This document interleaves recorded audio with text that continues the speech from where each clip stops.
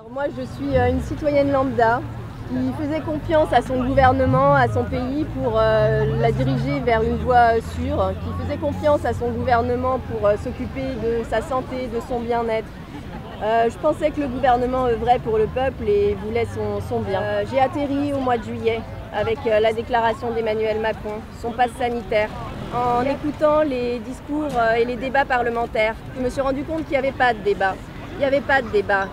C'était amendement sur amendement refusé sans l'écoute des arguments scientifiques des uns et des autres. Partant de là, j'ai commencé à creuser, à regarder les chiffres qu'on nous annonçait, à regarder les bases, à regarder les statistiques du nombre de décès. Puis je me suis inscrite sur Telegram. J'ai regardé la vérité censurée, Citoyens anonymes, le libre penseur, Réinfo Covid, RSA, les décodeurs. Jusqu'à présent, j'étais vraiment complètement mainstream, c'est-à-dire que ma source d'information, c'était la télévision, c'était la radio, des chaînes hyper classiques en fait.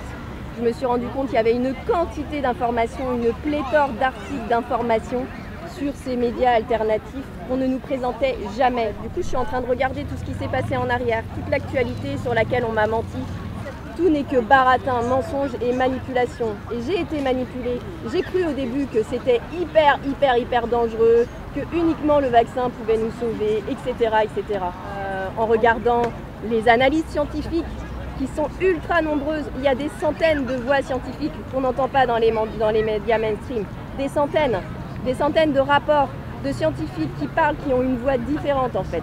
J'en veux énormément à nos gouvernements, à ces médias. Donc moi, j'ai réussi à atterrir, à voir ce qu'il y avait réellement derrière, et dans les autres pays également.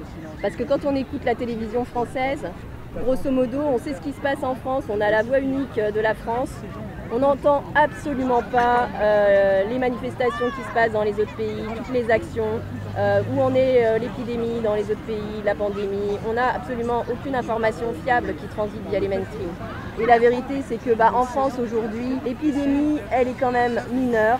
Voilà, il n'y a quasiment plus de décès du Covid. On continue à nous faire peur avec des variants, avec la menace du variant Delta+, et Delta++, etc.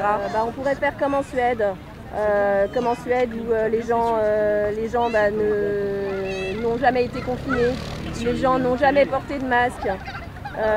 Voilà, les gens sont libres, les gens mènent une vie normale depuis le début de cette crise.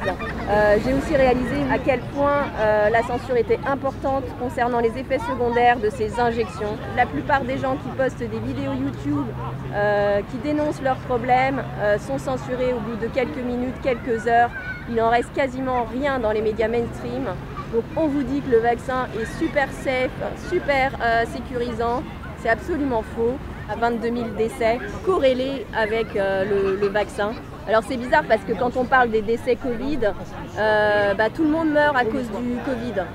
Quand il s'agit du vaccin, là c'est bizarre parce que c'est plus du tout la faute du vaccin. Qu'on arrête de nous prendre pour des andouilles. J'ai pas envie d'un abonnement pour des injections à vie. Je sais que l'Europe a commandé l'équivalent de 10 doses par Européen d'ici à 2024. Précommandé 10 doses. Est-ce que les gens sont au courant qu'ils vont avoir 10 doses d'ici à 2024, qu'ils ont pris un abonnement pour la vie? Je suis pas sûre. Moi, je veux pas que mes enfants soient injectés.